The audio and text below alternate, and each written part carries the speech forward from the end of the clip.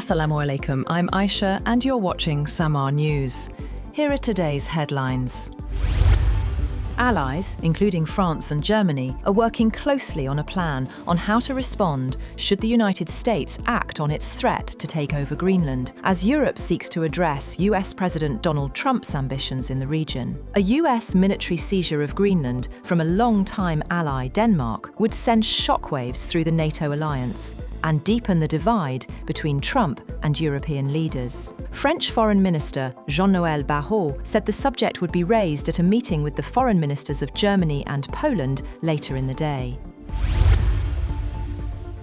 The White House has said that President Donald Trump is discussing options for acquiring Greenland, including potential use of the US military, in a revival of his ambition to control the strategic island, despite European objections. The White House said in a statement that Trump sees acquiring Greenland as a US national security priority, necessary to deter our adversaries in the Arctic region. Greenland has repeatedly said it does not want to be part of the United States.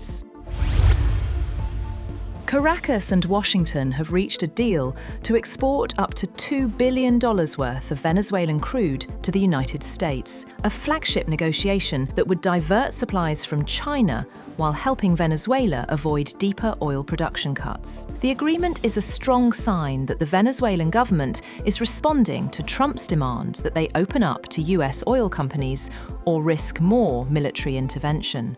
US President Donald Trump has said he wants interim President Delcy Rodriguez to give the US and private companies total access to Venezuela's oil industry.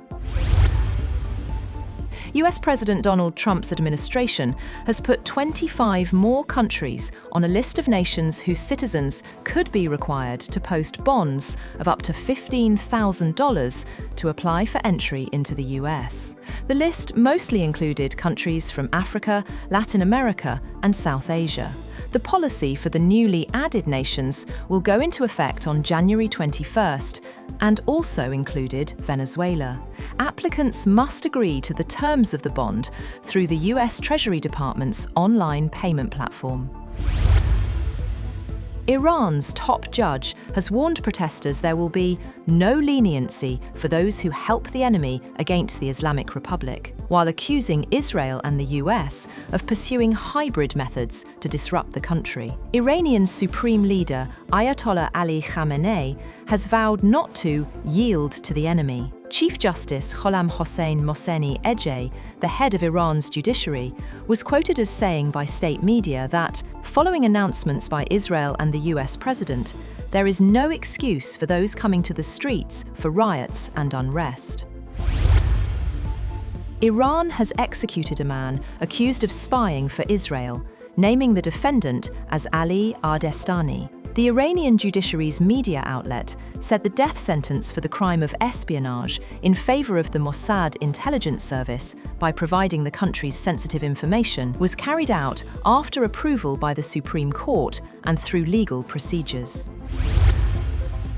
Japan has called China's ban on dual-use exports for its military absolutely unacceptable amid a looming threat of broader curbs on vital rare earths in an escalating dispute between Asia's top two economies. Dual-use items are goods, software, or technologies that have both civilian and military applications, including certain critical minerals essential for making drones and chips. Japan's top government spokesman said a measure such as this, targeting a country, differs significantly from international practice.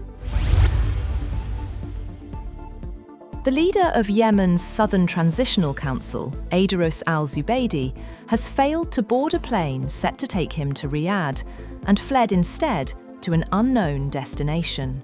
Zubaydi was set to travel to Saudi Arabia days after Yemen's government said it had asked Riyadh to host a forum on the southern issue. The Saudi-backed coalition in the country said a flight carrying a large number of senior leaders of the separatist group departed after a delay of more than 3 hours without Zubaydi and with no information on his whereabouts. That's all for now. For more updates, visit www.samaa.tv. Thank you for watching Samaa News.